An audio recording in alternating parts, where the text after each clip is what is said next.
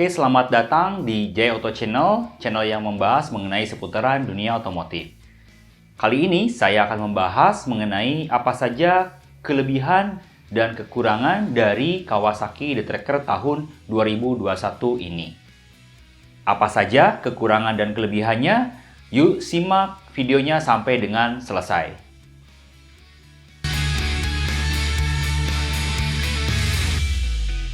Sebelum ke pembahasan mengenai kelebihan dan kekurangan si Kawasaki D-Tracker ini, saya akan membahas mengenai apa aja perbedaan dari Kawasaki D-Tracker yang Special Edition dengan yang tipe standar.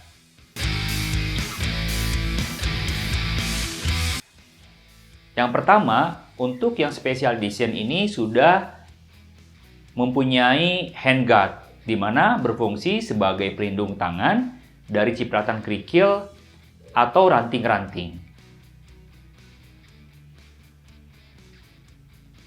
Yang kedua, dari D-Tracker yang Special Edition ini sudah dilengkapi yang namanya engine guard. Fungsinya tentu saja untuk melindungi engine dari tabrakan atau dari tubrukan jalanan yang berliku atau yang jalanan yang curam, sehingga tidak langsung mengenai rangka atau mesin.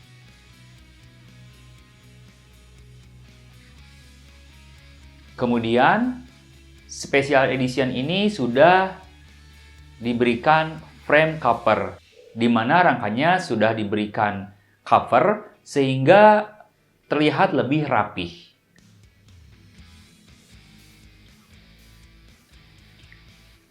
Kemudian di bagian depannya, untuk yang Special Edition ini mempunyai warna suspensi upside down dengan warna gold.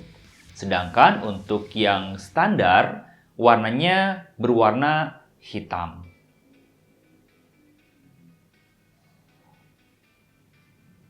Di bagian bawahnya, D-Tracker yang Special Edition, peleknya mempunyai warna hitam.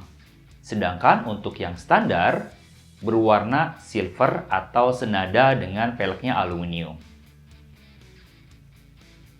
Kemudian di bagian atasnya, D-Tracker yang Special Edition ini mempunyai racer yang lebih tinggi dari yang standar, kemudian mempunyai handle atau stang dengan fat bar. Jadi si handle-nya itu lebih besar dibanding yang tipe standar. Nah, itulah perbedaan D-Tracker yang Special Edition dengan tipe yang standar. Memang sedikit, tapi kalau kita lihat, kita cek, dilihat gitu ya, itu agak sedikit kentara memang. Nah, sekarang kita akan membahas apa saja yang menjadi kelebihan dari si Honda D-Tracker tahun 2021 ini. Yang pertama, Kawasaki D-Tracker ini mempunyai bobot yang ringan. Dia mempunyai bobot sebesar 118 kg. Ini tentu saja memberikan kenyamanan di saat kita berkendara, karena akan memudahkan di saat bermanuver. Selain itu juga, ini sangat cocok dengan tipikal orang-orang Indonesia yang tingginya rata-rata 170-180 cm.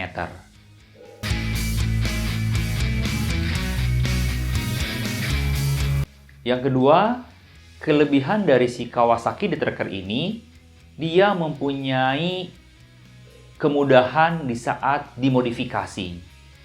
Ya, sudah banyak spare part di luaran atau di pasaran yang plug-in terhadap Kawasaki D-Tracker ini.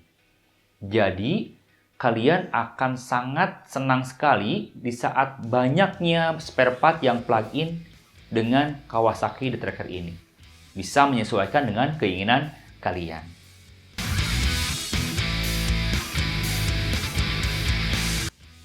Kelebihan yang selanjutnya dari si Kawasaki D-Tracker ini, dia mempunyai mesin dengan karburator. Mungkin sebagian orang berpikir kalau mesin dengan karburator itu masih ketinggalan zaman dibanding yang sekarang sudah memakai injection. Tapi bagi orang-orang yang menyenangi touring atau sering otak-atik mesin ini menjadi kelebihan dari motor tersebut, di mana mereka lebih suka untuk men-setting atau merubah settingan kendaraannya dan dengan mudah menyesuaikan dengan apa yang mereka inginkan. Apalagi kalau di saat kalian touring atau dalam keadaan jarak jauh, kemudian terjadi trouble. Nah, itu akan lebih mudah juga memasukkan ke bengkel konvensional. Jadi, kalian tidak khawatir dimanapun kalian berada, kalau terjadi trouble, motor ini bisa diperbaikin oleh bengkel manapun. Kelebihan yang selanjutnya, si Kawasaki D-Tracker ini mempunyai rem dengan WP disc sebesar 300 mm.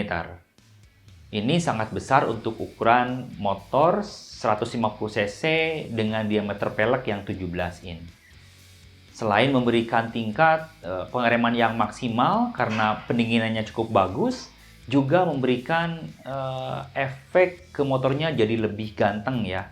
Motornya jadi lebih sporty, kemudian ban depannya itu jadi lebih berisi.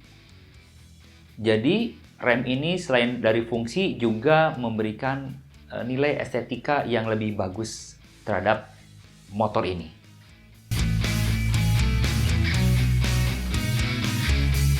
Yang selanjutnya, kelebihan dari si Kawasaki D-Tracker ini, motor ini adalah satu-satunya di Indonesia yang mempunyai konsep supermoto original dari pabrikannya.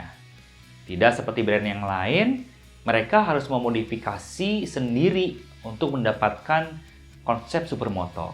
Nah, si D-Tracker ini dia sudah bawaan pabrik. Dari bannya, suspensinya, ukurannya, itu sudah dihitung sedemikian rupa sehingga memberikan keamanan serta kenyamanan di saat kalian berkendara. Jadi tentu saja kalian juga tidak akan mengeluarkan biaya lagi ya kalau pengen mempunyai motor dengan konsep supermoto. Kalian tinggal datang ke dealernya, beli motor D-Tracker ini, dan kalian sudah dapat motor dengan konsep supermoto.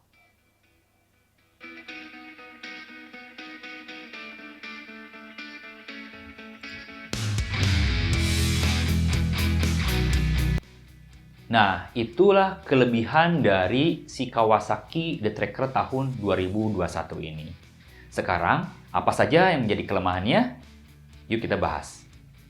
Oke, kekurangan dari si Kawasaki D-Tracker ini, yang pertama yaitu ukuran jok yang terlalu pendek.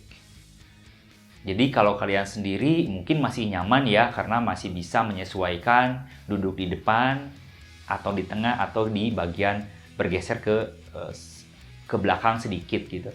Tapi di saat kalian membawa penumpang, ini akan agak repot karena kapasitasnya, panjangnya itu kecil ya, pendek sekali gitu. Jadi kurang nyaman di saat kalian berboncengan gitu. Yang kedua, kekurangan dari si D-Tracker ini yaitu dia mempunyai kapasitas tangki bahan bakar yang kecil. Kapasitas bensinnya itu hanya sebesar 6,9 liter. Jadi di saat kalian berkendara jarak jauh ke daerah yang mungkin agak sulit menemukan pom bensin, itu akan relatif lebih khawatir jadinya. Karena kapasitas bensinnya hanya mempunyai 6,9 liter. Nah, kemudian apalagi kekurangan si D-Tracker, yaitu dia tidak punya kickstarter. Jadi si D-Tracker ini hanya mempunyai electric starter saja. Nah, apabila terjadi kerusakan di dalam kelistrikannya, relatif akan lebih susah nanti untuk menghidupkan engine-nya. Apalagi kalau kalian lagi bepergian jauh, sulit bengkel gitu ya, terjadi trouble dalam kelistrikannya, itu akan relatif lebih sulit untuk menyalakan lagi si engine-nya. Yang terakhir, kekurangan dari Kawasaki D-Tracker ini yaitu mempunyai panel instrumen yang sangat sederhana. Dibandingkan dengan rival-rivalnya yang sudah memakai digital dan informatif, Kawasaki The Tracker ini masih memakai panel instrumen yang analog. Kemudian kurang informatif juga. Jadi di sini hanya tersedia speedometer, fuel meter, lampu sen, lampu jauh atau lampu dekat, kemudian check engine. Yang lainnya tidak ada. Sedangkan di rivalnya mungkin sudah ada trip A, trip B, ada rata-rata, ada konsumsi real time gitu. Banyak informasi yang didapat di dalam speedometernya. Sedangkan di The Tracker ini hanya segitu-gitunya. Nah, itu kelemahan dari si Kawasaki The Tracker tahun 2021 ini. Demikian kelebihan dan kekurangan dari Kawasaki The Tracker tahun 2021 menurut saya pribadi. Apabila teman-teman atau kalian ada sanggahan atau ada yang tahu lebih dari yang saya infokan, mohon isi kolom komentarnya agar saya bisa memperbaiki di kemudian hari. Jangan lupa juga like apabila suka dan dislike kalau tidak suka. Kemudian, apabila kalian sudah menonton sampai dengan selesai, jangan lupa juga subscribe dan aktifkan loncengnya agar tidak tertinggal review saya di berikutnya.